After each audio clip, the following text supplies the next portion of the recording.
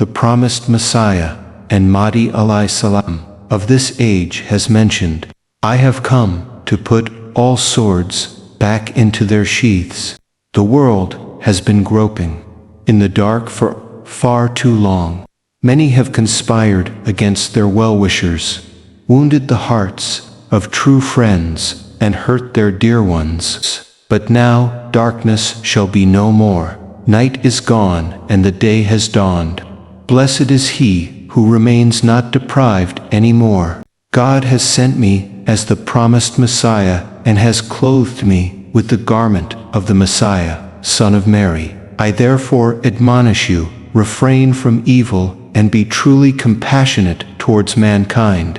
Cleanse your hearts of malice and spite, for you will become like angels through this habit. It is a filthy and unholy religion that is devoid of sympathy for humanity, and polluted is the path riddled with the thorns of a rancor based on selfish desires. Think about what it is we seek to attain through religion. Is it to constantly oppress others?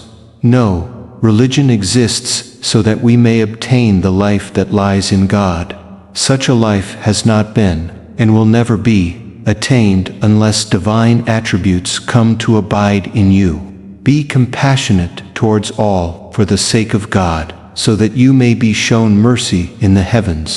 Come, and I will teach you a way that will cause your light to prevail over all other lights. Abandon all lowly spite and jealousy.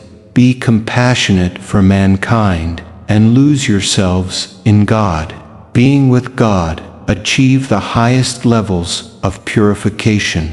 This is the path on which miracles are bestowed, prayers are accepted, and angels descend to one's aid. But it is not a single day's work. Advance and continue advancing. The promised Messiah has come with the nature and position of the prophet of the Israelites, but is not the same person. Since the Torah declares our holy prophet, may peace and blessings of Allah be upon him. To be like Moses, it was necessary that there be a Messiah at the end among the followers of Muhammad, just as there was one among the followers of Moses. Messiah is a title that was given to Prophet Jesus, peace be upon him, and it means one who finds God, partakes of his favors, is his Khalifa, and is a person established on the path of truth and righteousness. Mahdi is a title given to the Prophet Muhammad, peace be upon him, and it means one who by his very nature is rightly guided, is heir to all guidance, and is an embodiment of God's attribute, Hadi. God's blessing and mercy have bestowed me to inherit both these titles in this era, and both these titles have been joined together in my person. So according to this I am both the Messiah and the Mahdi. I have come without a sword or a gun. God has commanded me that with meek and gentle humility and peace I should invite people to God, who is true, eternal, and immutable, and is the most holy, all-knowing, ever merciful. It is a remarkable coincidence that Christians erred in the rights of God, while Muslims erred in respect of human beings' rights. The Christian faith, by raising a humble man to godhood, has abolished the rights that were due to that all-powerful, all-sustaining God Almighty, who has no equal in heaven or earth. But Muslims violated human rights by unjustly raising the sword and calling it jihad. Each group, therefore, emphasizes on its own doctrine, considering it the alone straight path and best way to paradise. God named me the Messiah in relation to the rights of his creation, and sent me in the spirit of Jesus, the Messiah, alayhi salam. Similarly, in relation to the rights of the Creator, he named me Muhammad and Ahmed, and sent me in the spirit of the Holy Prophet, peace be upon him, with his color and character, to spread the unity of God. In the capacity of Muhammad Mahdi, my mission is to re-establish the unity of God Almighty, in this world with the help of divine signs. Our Lord and Master Mohammed, peace be upon him, established the grandeur, might, and power of God in the hearts of the idolaters of Arabia through heavenly signs alone. I also have been given the help of the Holy Spirit. The same mighty and holy God who has descended upon me appeared to all prophets. He appeared to Moses at Sinai, to Jesus at Mount Seir, and he shined forth on the holy prophet, peace be upon him, at Mount Paran. He has communicated with me and said to me, I am the highest being, for the worship of whom all prophets were sent. I alone am the creator and possessor, and there is none like me. I am not subject to birth or death. I have been informed that prevailing Christian beliefs, such as Trinity and atonement, are all human errors in contravention of God's real teachings. There is no doubt that the prophet Jesus, peace be upon him, is a great prophet of God. Millions of those who love him, follow his teachings, and act upon his guidance, will receive deliverance from hell. However, it is a serious error to raise such a chosen servant of God to divinity. Those whom God loves are very close to him and have a special relationship with him. If, on account of this relationship, they sometimes refer to themselves as the sons of God, or claim that God speaks through them or manifests himself in them, then these claims are true, in a sense, and from a perspective which must be explained. The use of this kind of terms and words is an honored tradition for those who lose themselves in God and then emerge in a new form. After being nurtured by the light of God and bestowed with divine knowledge, it is sometimes said that God has appeared in such a person. This expression does not mean that the person is himself Lord of all the worlds. Many lost in their misguided understanding, and, as consequence of this confusion, thousands of pious people, holy men, and avatars have been considered God and have been worshipped as God. The truth is that the populace fails to appreciate the essence of spiritual issues and, at some point, distorts matters, going astray by treating metaphors as reality. Present-day Christian scholars are also trapped in this mistake, seeking to somehow establish the divinity of Messiah, son of Mary, peace be upon him. This is a violation of God's rights. In the capacity of Messiah, peace be upon him, I have been assigned the duty of stopping the Muslims from vicious attacks and bloodshed. It has been clearly mentioned in the ahadith of the Holy Prophet, peace be upon him, that the Messiah of this age would end religious wars.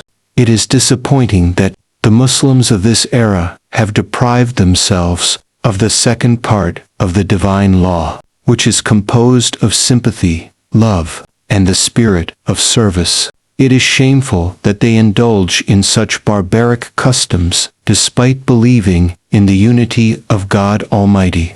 The tradition prevalent among Muslims of attacking the people of other religions, which they call jihad, is not the jihad of divine religious law, Sharia. Rather, it is a grievous sin and a violation of the clear instructions of God Almighty and His Prophet. Can a religion be from God if it teaches that you can enter paradise by killing His blameless and innocent creatures? Is it not shameful that a complete stranger should be unjustly killed while occupied in his daily affairs, and turning his house into a funeral parlor? Which hadith or verse of the Holy Qur'an authorizes such behavior? God witnessed this injustice from the heavens and has sent a person in the likeness of Jesus, the Messiah, to set it right. He named him the Messiah in the same way as the reflection of a face in water or a mirror can metaphorically be called the re-advent of that person. For the teachings that I am emphasizing now, such as having love for your enemy and compassion for God's creation, have previously been stressed by that honorable prophet, whose name is Jesus, the Messiah. I have come to you with an order. Jihad with the sword has ended from this time forward, but the jihad of purifying your souls must continue. I do not say this of my own accord. This is indeed the will of God. It honors the promised Messiah. That is to say, when the Messiah comes, he will put an end to religious wars. It is written that violent jihad and religious fighting will come to an end with the appearance of the promised Messiah, who will not raise the sword or any other earthly weapon. Prayer shall be his only instrument, and firm determination his only weapon. He will establish peace and gather together the goat and the lion. His age will be one of peace, gentleness, and human sympathy. I command those who have joined my ranks to refrain from all such thoughts, to purify their hearts, to foster sympathy, and to be compassionate towards the suffering. The philosophy and true nature of jihad is a matter both complex and subtle. Grave errors have been made both in our age and in the Middle Age of Islam, because people failed to understand this subject.